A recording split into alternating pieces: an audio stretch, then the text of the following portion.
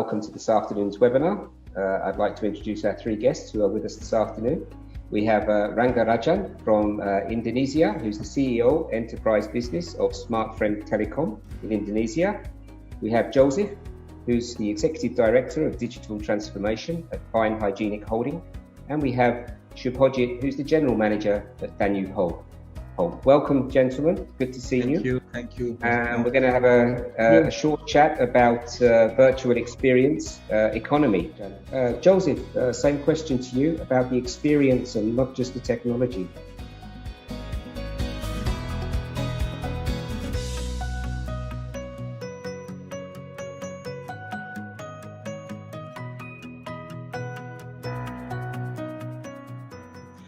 At Fine Hygienic Holding, we are the biggest hygiene and wellness manufacturer in our region. I joined the company in 2017, and the company wanted really to go into the digital world. And I had really no penetration into digital. So my role was to establish a team and go on e-commerce. So 2017, we were only 2 people. Fast forward to today, Fine Hygienic Holding have one of the best positioning on Amazon. So we have 80% market share on tissue, we have 80% market share on toilet paper, 30% market share on diapers. We even have our own direct-to-consumer website. So what happened is digital helped us really expand our business. And during COVID, the e-commerce business tripled, and now e-commerce have a big weight on our net profit when we look at the company as a whole on the regional perspective. But it's not only about technology. The interesting part is that digital experience helped us first of all, create more selling channels. So now on top of the existing channels, we have the Amazon and Noon and Jumia channels. We have the Carrefour online channels, and we have our own online store, thefineshop.com. It helped us also create a direct relationship with our customers. So before we used to go through retailers, now we have direct one-to-one communication with our own audience. We have access to real-time analytics. Before we used to wait for the Nielsen report every month to see what's happening in order to optimize our business. Today we have access to real-time data, and we can actually take faster decision and shift our strategy and change our strategy instantly on the spot. This is what happened during COVID time. So we were selling products, understanding what's happening, taking feedback, optimizing the product, and reselling again. It's very interesting also when you go on e-commerce, you can go worldwide. So on a single website, we were reaching more than 50 countries. We got orders from Guatemala, from America, from Australia, from all over the world by going on e-commerce.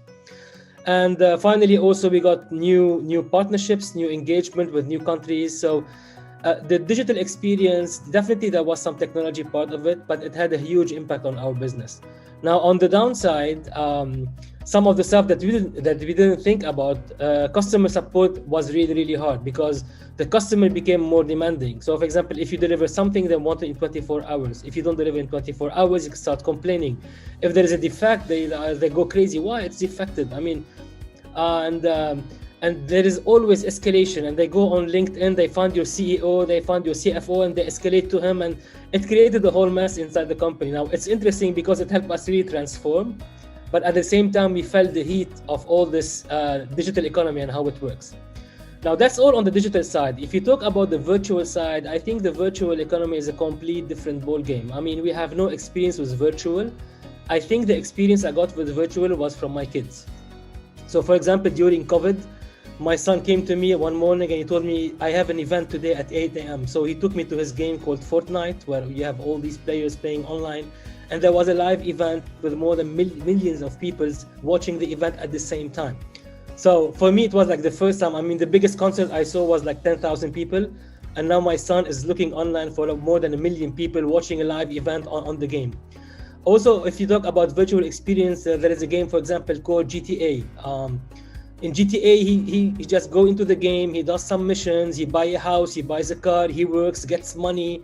So, when you look at kids, the kids understand the virtual economy much better than we do. And when I look at that and I see that these kids are going to grow one day and they would expect to have this virtual economy and they would have to expect this virtual experience. So I think as a company, we're not far, but we don't understand yet the virtual economy. We understand digital very well, but virtual is something to come. I think it's going to come in the near future. So yeah, that was my experience with the whole digital economy thing. Thank you, Joseph. Fascinating. Joseph, same question to you. In relation to the disruption and what happened and what was positive that maybe wouldn't have happened without this disruption.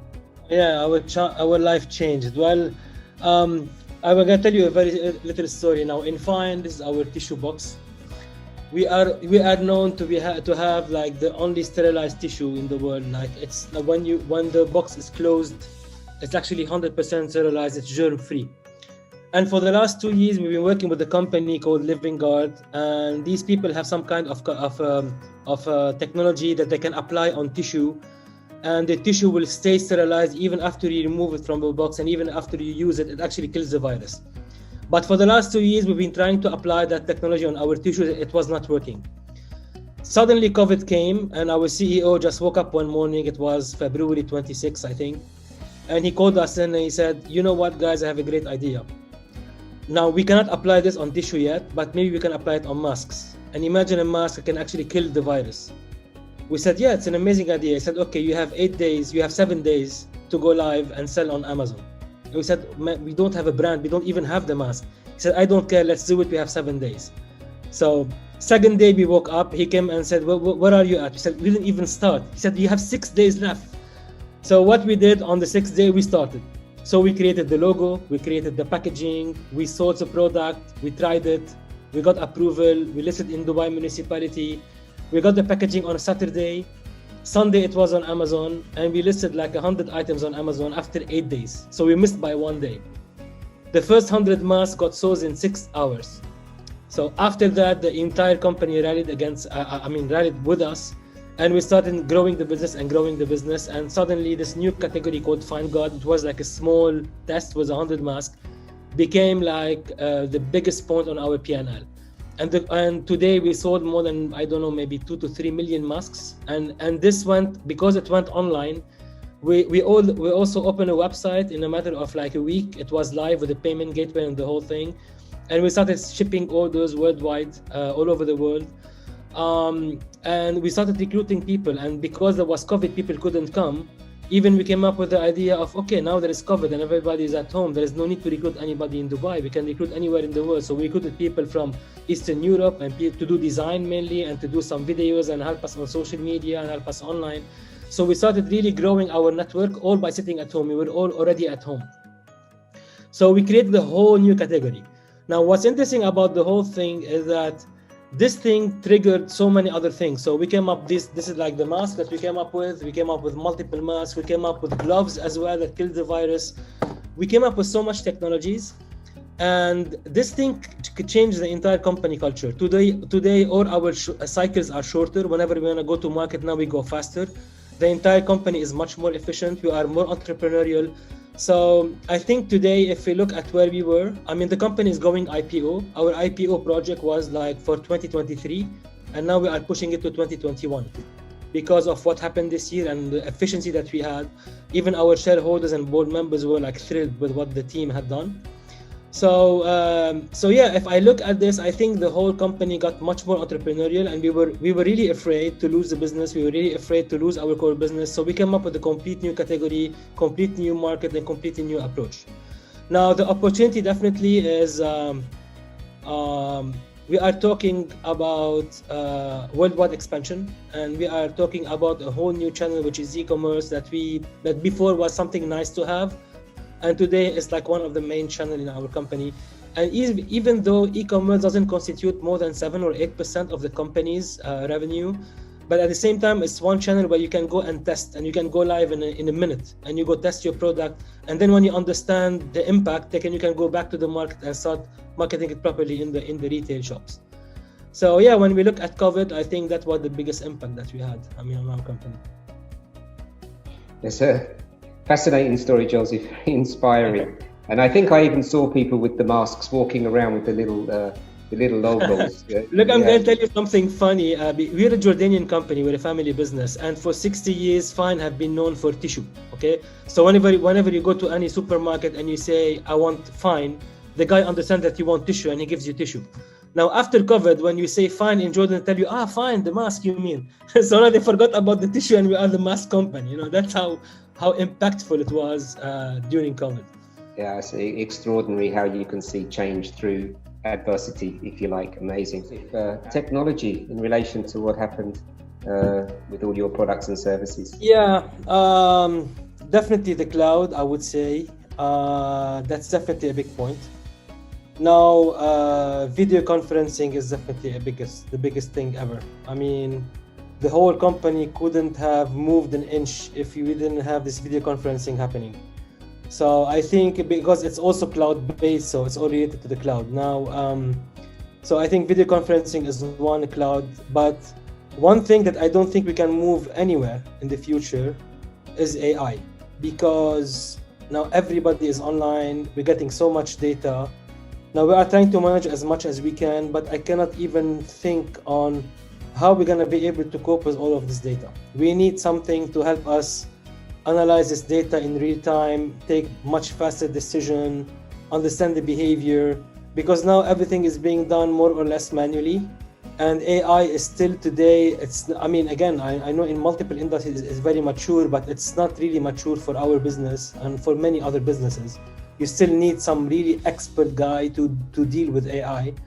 I think AI should become more accessible for people. Like, for example, I mean, again, before the iPhone, nobody understood what do you mean by internet in your hand. I don't need it. But once you got it in your hand with the iPhone, you understood the power of it, and now nobody can live without it. I think AI should at some point reach this level so that enterprises can use it and start really analyzing data, analyzing behavior, coming up with the right product at the right time with the right market. I really don't see how we can move forward if we don't have the help of AI. Now, definitely, again, the cloud is there. I cannot say that the cloud saved us. It was there before and it will stay there. It's a good thing to have. But I think AI is what's going to make the cloud much more effective. That's in my view where we need to go. Thank you, Joseph. Indeed, what's going on now and what we have to look forward to and take note of for sure.